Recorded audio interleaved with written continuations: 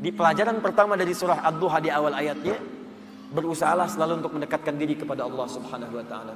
Orang yang dekat dengan Allah, maka akan dijamin oleh Allah langsung hidupnya, baik dalam keadaan suka ataupun sedang merasakan duka, tidak akan berpengaruh banyak pada dirinya, karena yang paling tinggi dan paling menyenangkan adalah kedekatannya dengan Allah Subhanahu wa taala. Jelas sampai sini? Baik. Jadi kalau dia sedang kaya, tahajud jalan, karena yang dirindukan tahajudnya.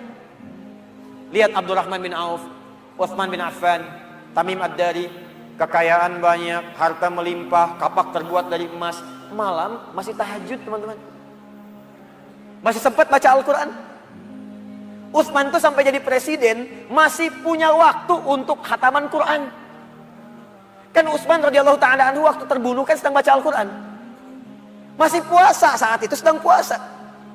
Anda bayangkan nikmatnya dekat dengan Allah, walaupun jabatan tinggi, yang terasa nikmat itu saat sedang beribadah kepada Allah, saat tahajudnya, itu yang dinanti. Nabi itu kedudukannya paling tinggi, tapi kapan merasakan kenyamanan? Saat tahajud, sampai tak terasa rakaat pertamanya 5 juz 4 halaman. Paling sedikit 100 ayat.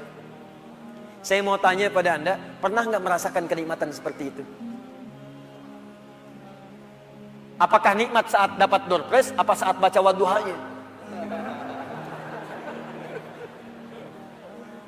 Ayo coba rasakan, sampai hadir situasi itu. Sampai enak, tahajud tuh diburu gitu. Bukan karena IPK-nya dapat 4. Bukan karena dapat proyek besar. Tapi yang dirasakan, ya Allah, terima kasih Engkau titipkan ini. Dan dia kejar siapa yang memberikannya. Kejar malamnya, kejar bacaan Qur'annya, kejar puasanya. Itulah yang sesungguhnya hakikat dalam kehidupan kita. Satu poin pertama. Kalau ada orang yang sudah bisa mendekat kepada Allah, maka Allah jamin.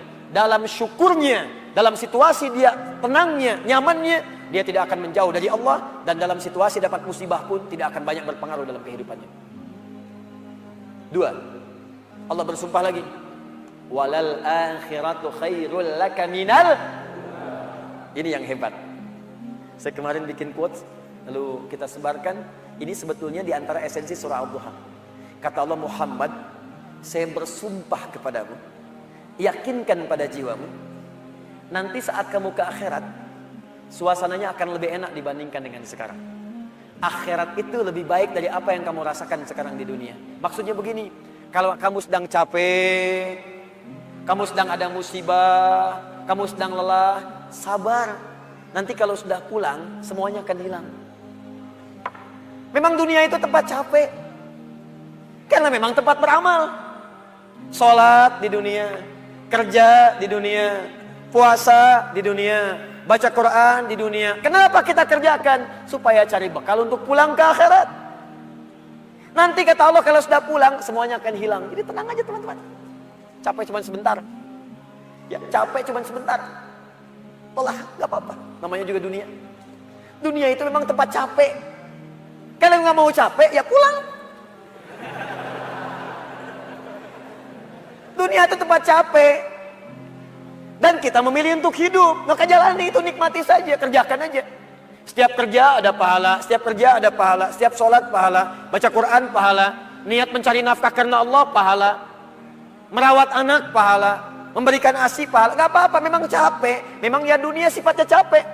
Setiap tahapan tuh capek lagi, biasa. Supaya dapat bekal.